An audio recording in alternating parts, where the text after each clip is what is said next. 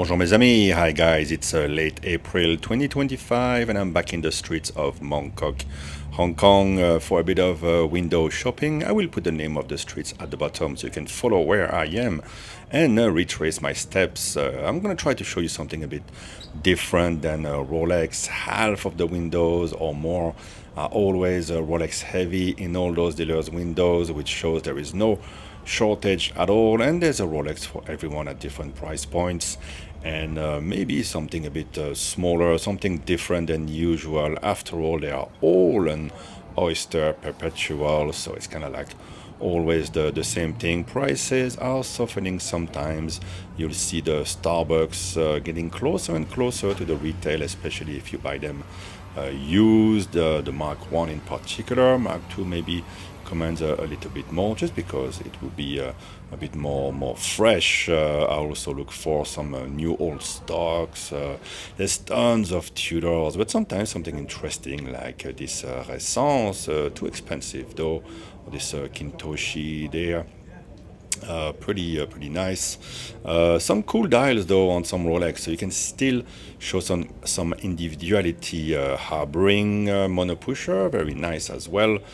And yeah, some Starbucks. I like the watch, but to be honest, I prefer my Explorer. I also like this Paul Newman dial, whether the previous version or the new version with the glide lock. Both I think are very cool, but a bit of out of my budget at the moment, I have to say. So all these watches, yeah, every dealer has them all, but some dealers have some cool stuff. Look at this Honda branded Date, very cool. And this shop, they are specializes in the Stella dials, the stone dials, the beach Daytonas. So you can, yeah, express individuality still with Rolex, but it will cost you probably a bit of extra for these unusual stone dials, very beautiful. And Rolex is coming back to these, and I think people are paying more attention now maybe than in the past. Although I was not there in the past to judge the reaction from the public. Anyway, a bit of a Paul Newman next to some of the more regular run-of-the-mill models. And Oyster Quartz, of course, with the return of that case shape with the land dweller.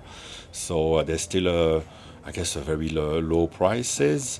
Whether you get the quartz version or the Datejust that came with the automatic version, they're available and in two-tone or not.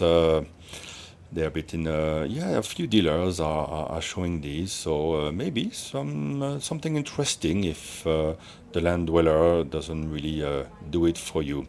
The Tudor Date Day, many of you guys, especially in the States, are interested. It's hard to find outside of Hong Kong. Here, there's still lots of stocks available, so the prices stay around the $2,000 price point. A bit of a Vacheron goodness here, and wow, you get a really nice caliber. Now, the find of the day, I would say, is from Jaeger-LeCoultre. In particular, this duomètre, incredible caliber at a very low price. That's less than half the retail. This would probably be the 42 millimeter with the previous case, not as rounded as the new case, but you get a hell of a watch. Factor in maybe some service at Jaeger-LeCoultre, although I think some very good watchmakers here in Hong Kong could possibly take care of it. Breguet, the champion of depreciation, next to Blancpain, maybe something to consider as well. Very low prices, and you get incredible watches. Cartier, usually you see the unwanted Cartier. People tend to keep their beloved Santos, but that one was quite nice. So this duomètre here at Vintage Universal 1954 is probably my best find of the day. Always like the Gen 1 and the Gen 2 Vacheron overseas as well. He's a 5296 in white gold, always beautiful. And the John Mayers are starting to come off in price. They're everywhere. Every dealer has them, as well as the Starbucks. Of course, same watch as me, the 5296 with the sector dial. This would be my favorite of the moment. Not a new watch, but I do like this Yachtmaster 40, as well as this black version, non-GV. And look at those dials. on the Grand Seiko. Really, really nice. And another find, but I don't have the price yet, is this Zenith Defy Carbon. Probably half the price. It was a 20 grand watch at retail, and I'm guessing you would get a great deal. And the other find, this also less than half retail for this museum white gold with the telemeter scales and all that.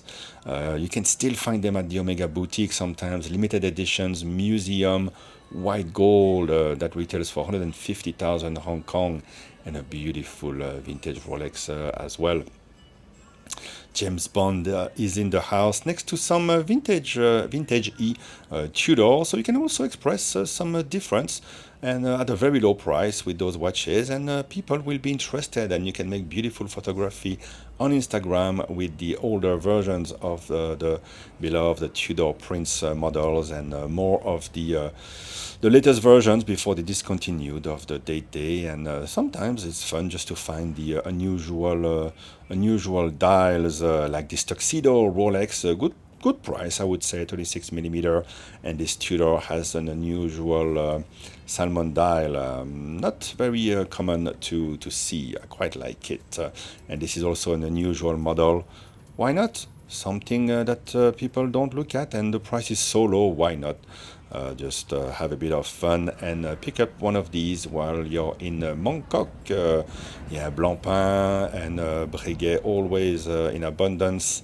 And this dealer here has always something a bit different than Rolex. Look at this Grand Sport Reverso, very nice. So you can see the video on my channel for one of those I used to own, and I like the Piaget Polo Sport chronograph personally, though it might be a bit slightly big for my wrist, but I think it offers so much. A very good brand, and I think it looks good personally. Now, if you're wondering why the brand new Rolex are not at the ADs, that's because they're here, whether you're in Germany, Holland, or America, or Hong Kong. They end up here, brand new, and it's a bit of a cartel position that the dealers have, and with the ADs they sort of agree on the price, and it doesn't really move all that much. So yeah, might as well maybe buy that Pepsi once and be done with it. But there were some nice things. I saw a new old stock of an older Rolex. Let me get to it right here on the video. Look at this 30 dial Submariner, new old stocks, 5-digit Submariner 30 dial.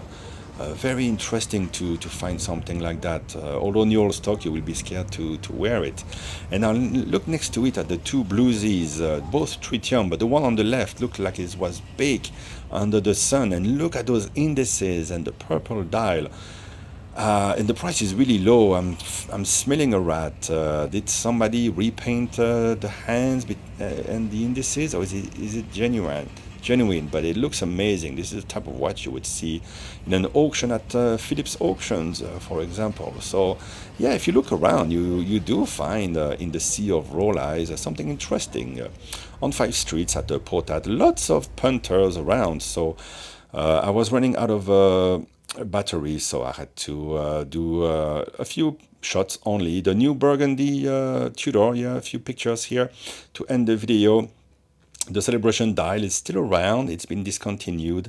And look at the price here. They used to ask for $1 million Hong Kong dollar for this Patek, and now fallen from grace. And I'll leave you with this picture of the Celebration dial. A pretty good price still, I suppose, for this 36 millimeter. Bye bye, guys. Thank you for watching this watch safari.